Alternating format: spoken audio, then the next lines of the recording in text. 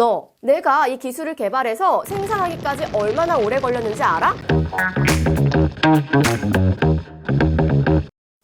네, 안녕하세요. 이건 모의고사 시즌 4-2 사회지문 해설을 맡은 정민아입니다. 여러분, 제가 진짜 좋아하는 음식이 있는데요. 바로 떡볶이예요. TV를 보면 그 떡볶이 비법 레시피 공개하기도 하죠. 제가 진짜 떡볶이를 못 만드는데요. 그것만 보면은 나도 맛있는 떡볶이를 만들 수 있을 것 같아.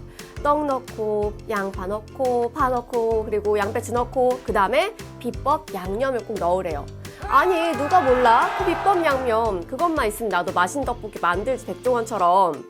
근데 만약에 그 비법 양념 제가 몰래 손에 넣어서 더 저렴한 가격으로 그 가게 옆에 다른 식당을 내면은 어떻게 될까요? 그럼 안 되겠죠. 저는 양심이 있으니까. 자, 우리 지금 영업비밀과 관련된 지문을 읽어볼 건데요. 특정 제조기술뿐만 아니라 특수한 마케팅 전략까지 기업을 경쟁 우위에 있도록 하는 것은 영업비밀일 수 있대요. 와, 영업비밀이 정말 광범위하네요. 근데 이제 법에서 영업비밀을 어떻게 정의 내리는지 그걸 확인할 거예요. 뭐? 법 어렵다고? 말도 안 돼. 법 이것만 알면은 진짜 쉬워요. 자, 법에서 어떻게 정의를 내리고 있는지 볼게요. 법률에서는 경제적 유용성이 있으면서 공공연하게 알려져 있지 않아 비밀성이 있으며 비밀로 취급되고 있는 것을 영업비밀로 간주한다. 아, 숨 막혀. 정말 길죠? 자, 이게 바로 법지문을 읽는 핵심이에요. 자, 여기서 정의 내리고 있는 개념을 읽을 때는 한 가지 팁, 바로 조건을 따져가면서 읽어야 되죠. 자, 이렇게요. 경제적 유용성이 있고, 그리고 비밀성이 있고, 그리고 비밀로 취급하고 있는 것. 이 세 가지 조건을 모두 만족해야 법에서 인정하는 영업비밀이 되는 거예요. 이러한 영업비밀을 막 몰래 훔쳐서 혹은 막 겁을 주면서 알려줘. 아니면 절취, 협박, 이와 같은 부정한 수단으로 영업비밀을 취득하거나 아니면 부정한 이익을 얻으려고 영업비밀 보유자에게 손해를 입힐 목적으로 영업비밀을 사용하거나 혹은 누설한 경우에는 형사처분을 받으면서 민사상 손해배상까지 질 수도 있대요. 와, 정말 엄벌을 받게 되는 거네요. 그런데 여기서 끝이 아니에요. 형사처벌이나 민사상 손해배상 책임 위에도 추가적으로 영업비밀 침해 금지 명령을 선고받을 수 있다고 하는데요. 자, 이 지문에서 이게 포인트가 되겠죠. 영업비밀 침해 금지 명령. 이건 또 뭘까요? 영업비밀 보유자는요, 영업비밀의 침해자가 영업비밀을 어떤 경로로 취득했는지와 무관하게 영업비밀을 사용하거나 사용하려는 침해자를 지목해서 그 행위를 금지토록 하거나 예방하는 조치를 법원에 청구할 수 있어요. 그래서 소송에서 영업비밀을 침해하고 있음이나 침해하려 했음이 입증되면 법원은 침해자에게 침해금지 명령을 선고하는 거고요. 자, 여기서 또 중요한 화제가 있는데 그게 바로 침해금지 기간을 한정하느냐, 한정하지 않느냐, 바로 이거예요. 상식적으로 생각해봐도 영업비밀이 영원할 수는 없어요. 경쟁자가 독하게 마음먹고 연구를 해요. 아니면은 그것보다 더 좋은 기술을 개발할 수도 있는 거고요. 자, 이와 같이 합법적으로 동일한 수준의 영업비밀을 개발할 수 있다는 거죠. 따라서 영업비밀은 영원히 보호될 수 없는 게 당연하고 금지기간을 한정해야 한다는 거죠. 자, 이걸 설명하는 부분을 같이 읽어볼게요. 공정한 경쟁자가 제품을 분해하여 원리를 파악하는 역설계나 독자적으로 기술 개발을 하는 등의 합법적인 방법으로 영업비밀과 동일한 것을 얻을 수 있어서 그 비밀성의 상실이 시간 문제이므로 금지기간을 한정하는 것이 합리적이라는 것이다. 저는요, 이런 독서지문을 분석할 때 중요하다고 생각하는 게 뭐냐면요. 처음 읽을 때는 그냥 지나쳤던 단어의 의미가 굉장히 중요한 단어였네? 이런 거를 한번 찾아보는 거예요. 여기서는 합법적이라는 말이 굉장히 와닿았어요. 합법적인 방법으로 영업비밀을 알게 되면 아무 문제가 없는 거구나. 내가 그 영업비밀을 사용할 수 있는 거구나. 예를 들어 볼게요. 펜을 사요. 분해를 해서 그 기술을 연구한 다음에 터득을 하는 거예요.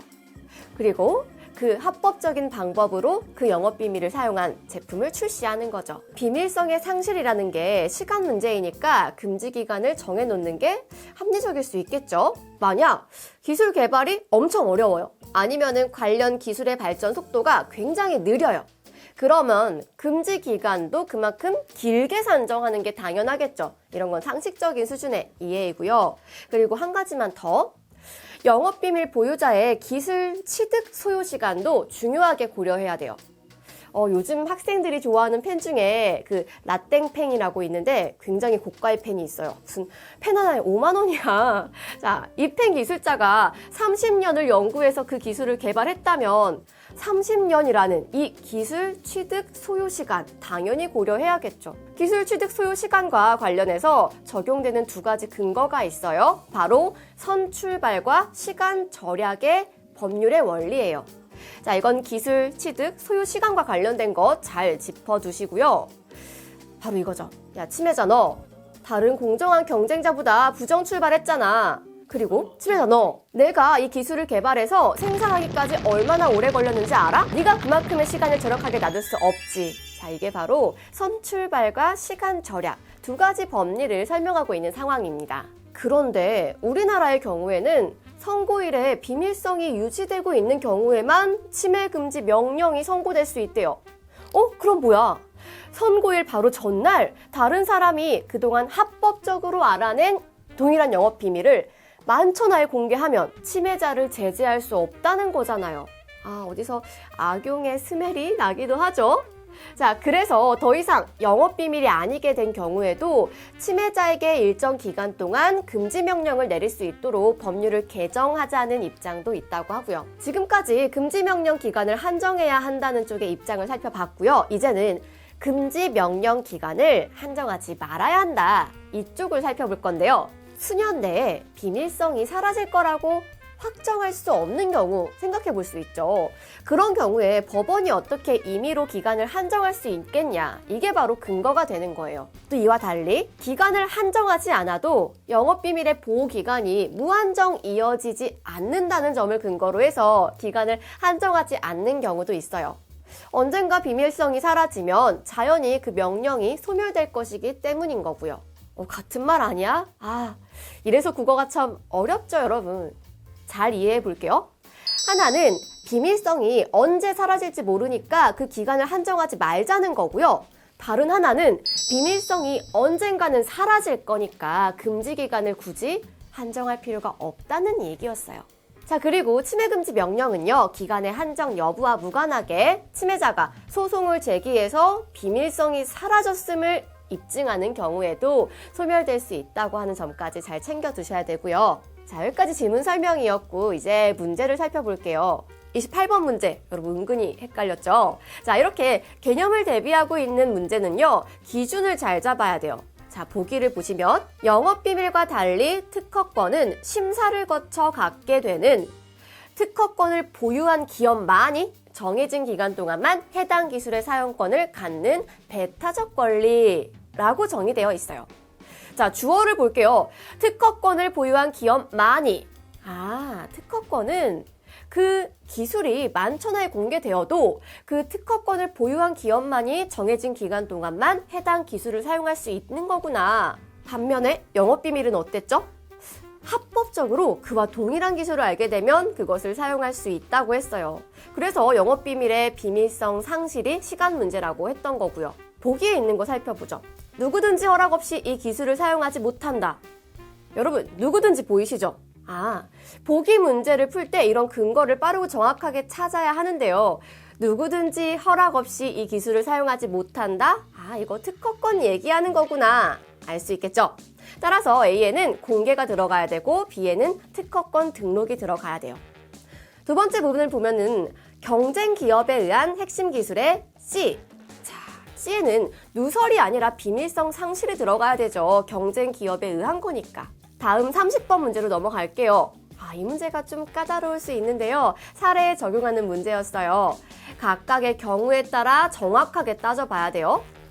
독자적으로 개발을 하면 해당 기술을 최소 2년 안에 얻을 수 있음이 그럼 영업비밀 소유자의 기술 취득 소요 시간을 2년이라고 보는 거네요. 간은 2년 만에 개발된다는 입증 내용을 고려하여 기간을 한정하지 않았다고 하고요. 자, 그럼 육문단에서 근거를 찾아볼게요. 기간을 한정하지 않은 근거가 언젠가 비밀성이 사라질 테니 기간을 굳이 한정할 필요가 없다는 거랑 연결이 되는데, 자, 여기 1번 선지를 볼게요. 법원이 임의로 기간을 정하는 것이 적절하지 않다는 판단은 비밀성이 언젠간 사라질지 모르므로 임의로 기간을 정하는 게 적절하지 않다는 근거였어요. 네, 잘못 연결한 거였어요. 1번은 틀린 선지고요. 2번 선지, 이 문단에서 영업비밀을 사용하거나 하려는 자 혹은 기업이라고 나와 있죠. 따라서 틀린 선지가 되는 겁니다. 나는 어떤 상황이었어요?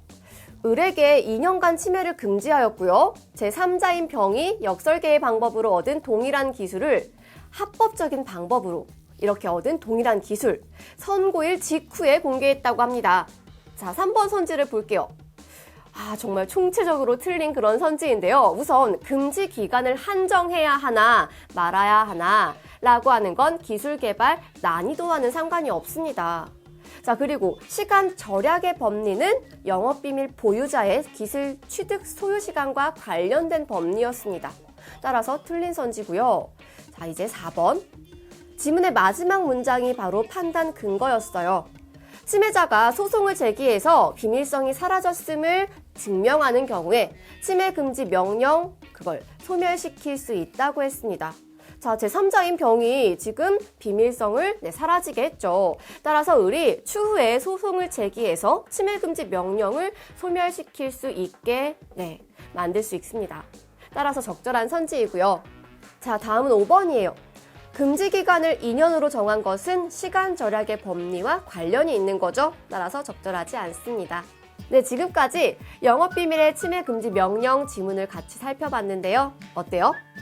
국어 최강 이감과 함께 구독과 좋아요 부탁합니다.